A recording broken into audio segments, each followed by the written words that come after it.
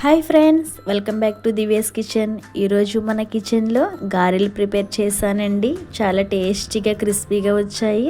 మరి ఎలా చేయాలి అనుకుంటున్నారా? మన ఛానల్కి వచ్చి చూసేయండి.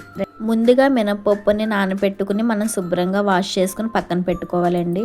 ఇప్పుడు మనము ఒక మిక్సీ జార్ని తీసుకుని మనం కడిగి పక్కన పెట్టుకున్న పప్పుని మిక్సీ జార్లో వేసుకుని మిక్సీ పట్టుకోవాలండి.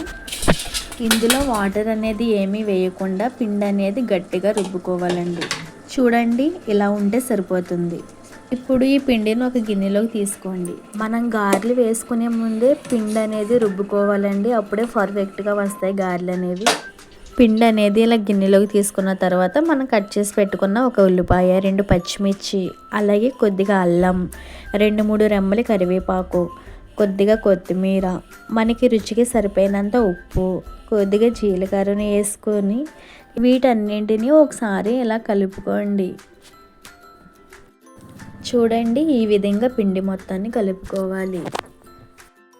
ఆ తర్వాత స్టవ్ వెలిగించి డీప్ ఫ్రైకి సరిపడా నూనె వేసి వేడి చేసుకోవాలండి. నూనె అనేది వేడెక్కిందండి. ఇప్పుడు మనం పిండిని కొద్దిగా తీసుకుని గారెల్లా పాలిటిన్ కవర్ మీద అయినా చేసుకోవచ్చు, లేదంటే మన అరచేయి మీద అయినా వేసుకోవచ్చండి.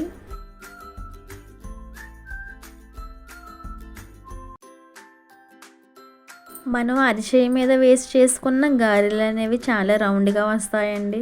చూడండి ఎంత చక్కగా వచ్చాయో. ఇదే విధంగా ఆ కడాయిలో సరిపోయినన్ని గారెలను వేసుకుని వేయించుకోవాలండి.